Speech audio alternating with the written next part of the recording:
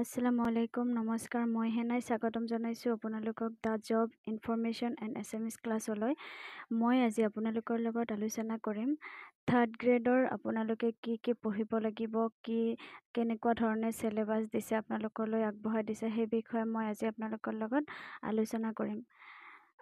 আপোনালোকে যদি মোৰ চেনেলত নতুন আহিছে তেনেহ'লে ছাবস্ক্ৰাইব কৰিবলৈ নাপাহৰিব, আৰু যদি আপুনি মোৰ চেনেলটোত আগৰ পৰাই আছে তেতিয়াহ'লে আপোনালোকক মোৰ ভিডিঅ'টো অ'পেন কৰাৰ কাৰণে ধন্যবাদ। আৰু আপোনালোকেও মোৰ চেনেলটো শ্বেয়াৰ, কমেণ্ট, লাইক কৰিবলৈ নাপাহৰিব, লগতে ছাবস্ক্ৰাইব কৰি বেল আইকনটো প্ৰেছ কৰি ৰাখিব।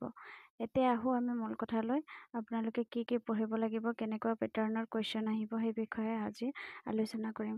প্ৰথমে দিছে for bachelor's degree level post pattern of question of written test. Written টেষ্টত যদি আপুনি BA পাছ বা BA, BSc, BCom এইবিলাক যদি তাৰমানে বেচেলাৰ্ছ ডিগ্ৰী, তেতিয়াহ'লে আপুনি কেনেকুৱা পেটাৰ্ণৰ কুৱেশ্যন আহিব ৰিটেন টেষ্টত, সেই বিষয়ে দিয়া আছে। এতিয়া চাওক, প্ৰথমতে আছে ছ'চিয়েল চায়েন্স। ছ'চিয়েল চায়েন্সৰ কুৱেশ্যন থাকিব 30টা আৰু মাৰ্কছ হ'ব পাৰ কুৱেশ্যন 1K, মানে 30 মাৰ্কছ।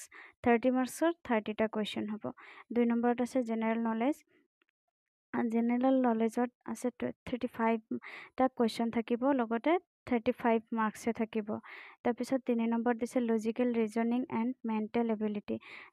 3 নম্বৰটোত আপোনালোকৰ ৰিজনিং থাকিব। সেই ৰিজনিঙত থাকিব 20টা কুৱেশ্যন থাকিব আৰু মাৰ্কছো থাকিব 20 মাৰ্কছ। তাৰপিছত আপোনালোকৰ থাকিব জেনেৰেল মেথামেটিক্স। জেনেৰেল মেথামেটিক্সত 30টা কুৱেশ্যন, 30 মাৰ্কছ। জেনেৰেল ইংলিছত থাকিব 10টা কুৱেশ্যনত 10 মাৰ্কছ। তাৰপিছত ৰিডিং কম্প্ৰিহেনশ্যন এণ্ড ইংলিছ লেংগুৱেজত থাকিব 25ত 2 মাৰ্ককে, মানে 50। এতিয়া ডিউৰেশ্যন সময় হ'ব 3 ঘণ্টা। টোটেল কুৱেশ্যন থাকিব 150টা আৰু টোটেল মাৰ্কছ হ'ব 175। তাৰপিছত আহোঁ আমি HSLC লেভেলৰ পষ্টৰ কাৰণে সেইকেইটা কুৱেশ্যন, HSLCৰ যদি আপুনি মেট্ৰিক পাছ হয় তেতিয়াহ'লে আপোনাৰ কুৱেশ্যন পেটাৰ্ণটো কেনেকুৱা হ'ব, আপুনি সেই বিষয়ে বা কিমানটা কুৱেশ্যন কোনটো ছাবজেক্টৰ পৰা আহিব সেই বিষয়ে আলোচনা কৰোঁ। আপোনালোকৰ সেই বেচেলাৰ্ছ ডিগ্ৰীৰ নিচিনাই প্ৰায়, খালি অকণমান সাল সলনি কৰিছে। সেইকেইটা চাওঁ আহক কেনেকুৱা সাল সলনি কৰিছে। 1 নম্বৰত আছে ছ'চিয়েল চায়েন্স। 30টা কুৱেশ্যন থাকিব, 30 মাৰ্কৰ। জেনেৰেল নলেজ থাকিব 30টা কুৱেশ্যন, 30 মাৰ্কৰ। তাৰপিছত logical reasoning and mental ability থাকিব 20টা কুৱেশ্যন। মেণ্টেল এবিলিটিৰ পৰা থাকিব 20টা কুৱেশ্যন, 20 মাৰ্কছ।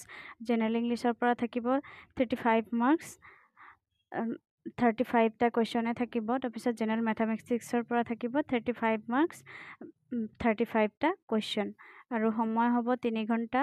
লগতে টোটেল কুৱেশ্যন থাকিব 150 আৰু টোটেল মাৰ্কছো 150। যিহেতু ইয়াতে ৰিডিং কম্প্ৰিহেনশ্যন এণ্ড ইংলিছ লেংগুৱেজটো নাই।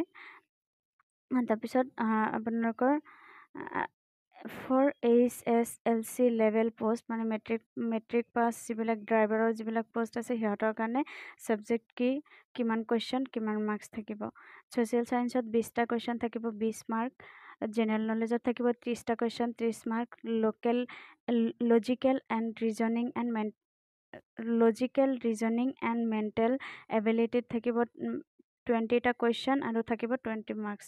জেনেৰেল ইংলিছত থাকিব 30টা কুৱেশ্যন, মাৰ্কছো থাকিব 30। জেনেৰেল মেথামেটিক্সত 30টা কুৱেশ্যন, 30 মাৰ্কছ।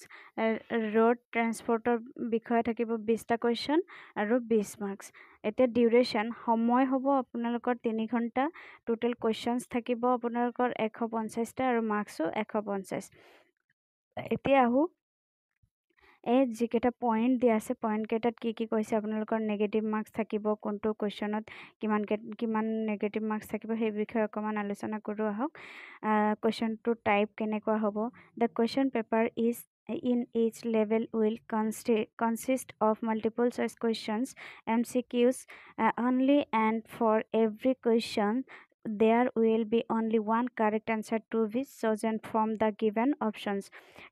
কি কৈছে আপোনালোকৰ ইয়াতে বেছি একো কোৱা নাই।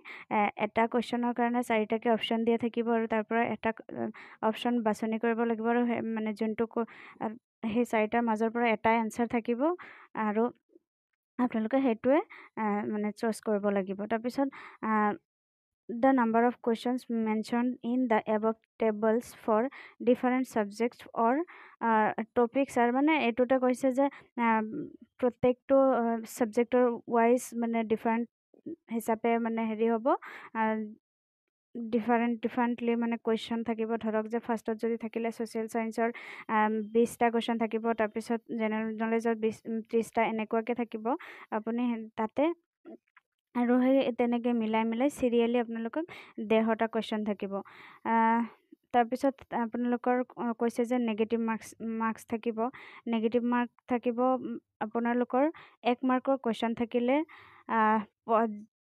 0.25 মানে আপুনি যদি এটা কুৱেশ্যন ভুল কৰে তেতিয়াহ'লে আপোনালোকৰ সেই যদি সেই এটা কুৱেশ্যনৰ মানে ভুলৰ কাৰণে আপুনি 0.25 মানে 4/4 এভাগ আপোনালোকৰ মানে যিখিনি আপুনি পাইছে তাৰ পৰা মাইনাছ হ'ব তাৰপিছত যদি 2 মাৰ্কৰ কুৱেশ্যন থাকে তেতিয়াহ'লে ঠিক তেনেকুৱাই এটা কুৱেশ্যন যদি আপুনি শুদ্ধ কৰিছে তেতিয়াহ'লে আপুনি 2 পাব আৰু যদি মানে এটা ভুল কৰিছে তেতিয়াহ'লে আপুনি সেই 2ৰ পৰা আপোনাৰ 50.50 মাৰ্কছ আপোনাৰ মাইনাছ হ'ব মানে 2ৰ পৰা 4/4 এভাগ মানে মাইনাছ হ'ব তাৰপিছত আপুনি সেইকাৰণে মানে লেংগুৱেজ থাকিব এছামিছ থাকিব বেংগলী ইংলিছ বড়ো এণ্ড হিন্দী এই গোটেইকেইটা লেংগুৱেজত কুৱেশ্যন প্ৰিপেয়াৰ কৰা হ'ব আৰু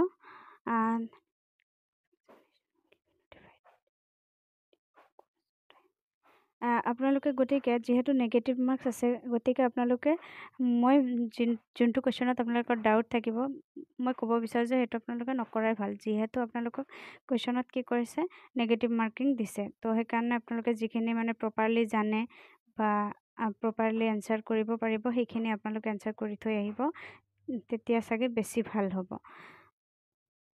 গতিকে আপোনালোকে মোৰ ভিডিঅ'টো সম্পূৰ্ণকৈ চোৱাৰ বাবে ধন্যবাদ আৰু মই আকৌ এটা কথা ক'ব খোজোঁ যে যদি মোৰ চেনেলটোত আপুনি নতুন আহিছে তেতিয়াহ'লে ছাবস্ক্ৰাইব কৰি বেল আইকনটোত প্ৰেছ কৰিবলৈ নাপাহৰিব লগতে কমেণ্ট শ্বেয়াৰ লাইক কৰিবলৈ নাপাহৰিব জয় আই অসম জয় হিন্দ